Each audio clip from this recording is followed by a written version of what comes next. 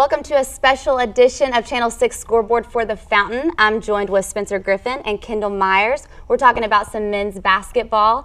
Now, the UCA Bears won both their games this weekend, which marks 3 consecutive Southland Conference wins for the UCA Bears. Do y'all see this as the team coming together with Corliss for the season, or do you see it as just playing the right teams at the right time?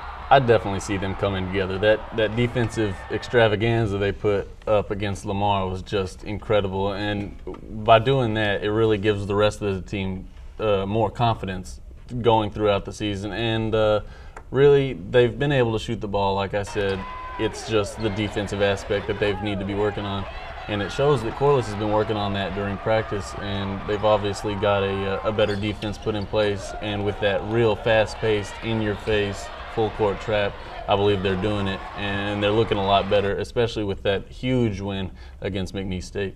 I actually feel like it's a combination of both. I mean, with that four-game home skid that they have, I mean, it's against like Lamar, which is in the bottom of the pack of the Southland Conference, and then you got the middle of the pack between Southeastern Louisiana and Nicholls State. But they're also playing good. I don't want to take any credit away from the Bears. They're playing exceptionally well, and they're winning the games that they're supposed to win, and right now they need to win. I mean, with being 3-5, I mean, it's still fairly early in the Southland Conference. I mean, they have time to turn around this season, but playing at home, that's big. You want to defend your home. You want to defend your home turf, and playing against the teams that they're playing against, they have a chance to do that and go 4-0 at home and get right back in the middle of the pack within the Southland Conference.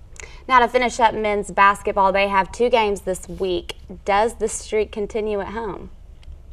I think it does. I mean, they have, like I said, Southeastern Louisiana and Nicholls State. Southeastern is 5-3. They're kind of in the top of the conference. And Nicholls is right in the midway in 4-4. With UCA being 3-5, if they can win these 2 games, because their next opponent after those 2 is Stephen F. Austin. They're undefeated in conference, 16-1 overall. That's going to be the opponent that's going to test their strong will and who they really are.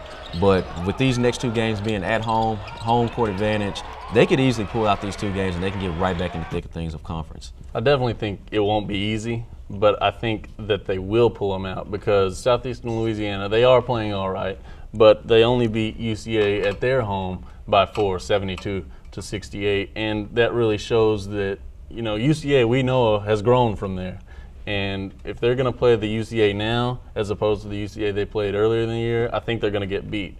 And as for Nicholls State, they play Stephen F. Austin earlier in that week, and you know that's going to be a tough game for them, a physical, an emotional, a mental drain for them because Stephen F. Austin's the best team in the Southland Conference. That's definitely not going to be an easy game for them.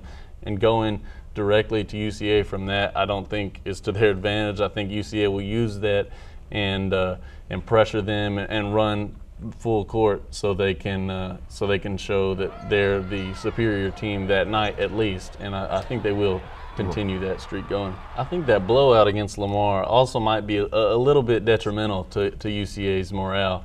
I mean, obviously you like to get a win, but getting a win that big, you kind of start getting ahead of yourself thinking, you know, we're this good. But they got to remember, Lamar has 0 wins in the Southland Conference, and you got to remember who you played, so as not to get too confident for these next 2 games. You got to really forget that game and then focus on the next 2, as they are the next 2 biggest games of the season for UCA. Right. You want your players to stay humble. I mean, if those two games could have been flip-flopped and they could have just came off that McNeese win, I mean, yeah, we would have liked that a little bit more. But as long as they stay humble, I mean, a win is a win.